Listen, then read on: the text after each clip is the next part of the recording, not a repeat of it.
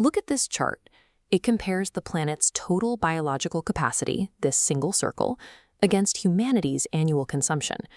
Right now, we are burning through the equivalent of 1.6 Earths every single year.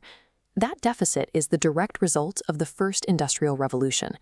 We built a global economy on a strictly linear model. We extract resources, exploit them for manufacturing, and discard the waste, rapidly draining that finite capacity. Startups today try to course-correct with sustainability initiatives.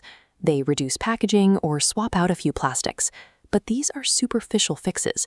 They trim the margins of the waste, while the underlying linear structure remains entirely intact. If a business wants to outlast the coming economic bottleneck, founders don't have to invent a completely new ecological system from scratch. They need to copy the blueprints of systems that have already survived multiple mass extinctions. This is the domain of bioinnovation, or biomimicry. It is an open-source research and development lab, where every material and process has been aggressively field-tested and optimized over 3.8 billion years of evolution. Translating those ancient biological processes into commercial technologies is fast becoming a massive wave of startup innovation, opening up entirely new markets.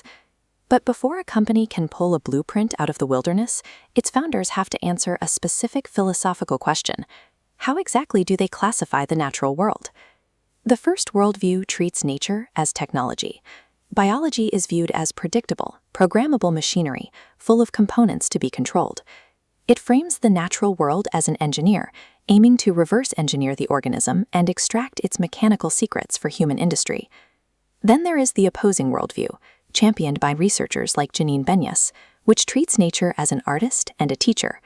This approach is built on a bio-inclusive ethic.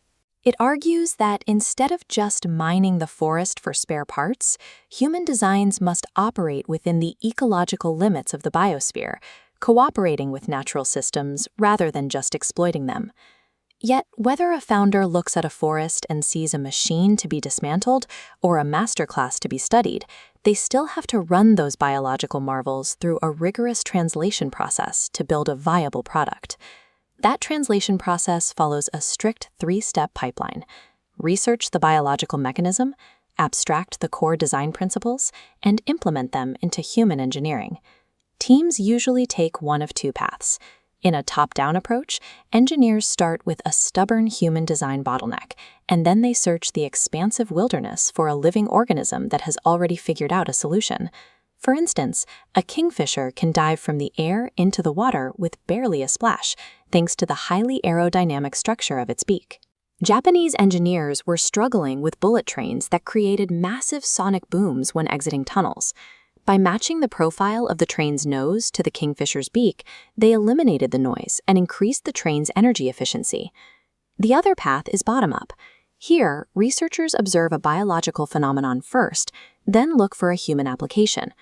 By studying how the serrated edges of owl feathers allow for silent flight, engineers translated that specific structure into turbulence-reducing wings for drones. In both directions, the natural world holds the literal blueprints for overcoming some of our most complex design limitations. Because they operate with severe resource constraints, agile startups are heavily incentivized to adopt these highly efficient biological models, especially in resource-heavy sectors like fashion and textiles. The first strategy is swapping to bio-based materials.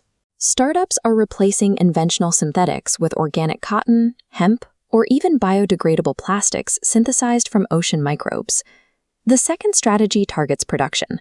By mimicking how biological structures self-assemble layer by layer, startups are using digital manufacturing and 3D printing to drastically cut energy consumption and physical waste. Finally, they adopt circular business models. Nature operates in closed loops, where the concept of waste doesn't exist. Startups mimic this through repairability, product durability, and subscription services, which divorces their profit margins from the destruction of the ecosystem. On a macro level, bioinnovation forces a hard pivot away from linear consumption and moves us toward the regenerative economies necessary to achieve the UN Sustainable Development Goals. These are 17 global targets designed to guide humanity toward long-term ecological and economic stability. But on the business side, mimicking nature's extreme resource efficiency directly lowers operating costs, creating aggressive market competitiveness for early-stage companies. Look at the trajectory on this graph. It maps the sharp correlation between a startup's integration of bio-innovative models and its success in securing venture capital funding. Investors realize deep structural sustainability is a ruthless evolutionary survival strategy in a highly volatile market. Right now, the primary barrier holding this transition back is a simple lack of awareness. Too many founders and investors are trying to solve complex engineering and economic problems without realizing the answers already exist.